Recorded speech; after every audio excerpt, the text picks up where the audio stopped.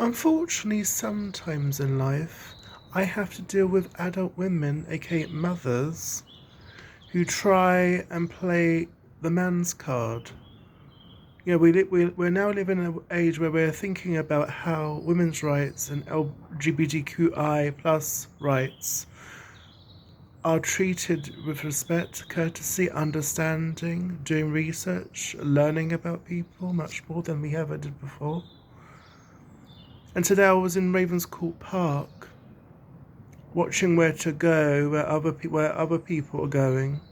We live in a world where we're trying to catch people out, try to win in every kind of life, even in the playground. We live in a world of CBR checks and all that, safeguarding. But when someone is just trying to look at things because the pond is closed, so they're renovating it, surveying. I just think the way we treat people who are different, who are not the norm, not the status quo, and mothers act like they're some kind of lord to themselves, that's not good. I respect all people. I was raised by strong women who, were different to the men. End of the day, it's about respect from both sides of the canyon. Listening to people, supporting people. I believe in respect. I believe in equality for all people. North, south, east, west. We have to learn. When we laugh at, who are we laughing for? At what? We've got to be very careful. People are entitled to a different opinion, whatever generation. But we've got to work together, not forsake people or vilify people because we don't sing to a certain hymn sheet. We've got to get over that because it's putting people off and it's creating problems where people don't feel like they belong and they go somewhere else because they've had enough. We've got to stop that mindset. That's where I'm coming from in 2026. All the things that's been going on in the last 37 years. I didn't have children, but that was my choice because it was right for me, in my mental health, for my well-being, for my reinvention as a person. We all have choices, and as much as I'm employing the Mel Gibson's "let them" thing.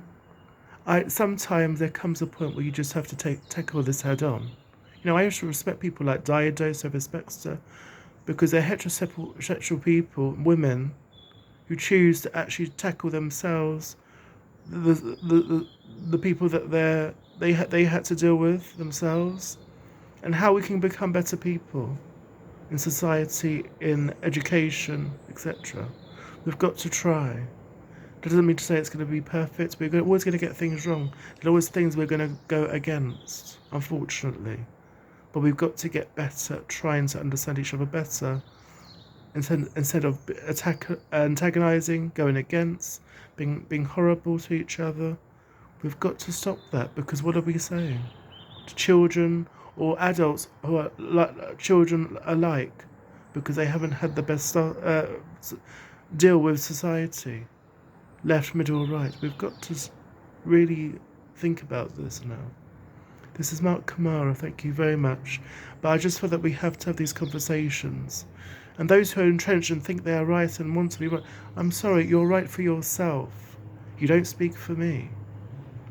Or people like myself. There's a lot of people that are drugged up, have no voice. That was me. That went in a different way. But when I managed to take control of my own legal side of the conversation.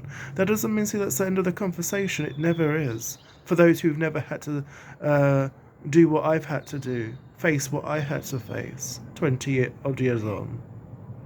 And then we live our own lives. We live in a world where we don't seem to want to care or understand. We've got to change this because this is affecting all of us. As Lily Allen has discussed, and having to move on. So, we've got to support each other. Thank you very much. And thank you, Ollie Alexander, for the inspiration that you have given on these subjects. Thank you so much. This is Mark Kamara, formerly of Mark Kamara International, now Mark Kamara's Greatest Hits, Ventures and Voyages, and so on. Look up around it. Thank you.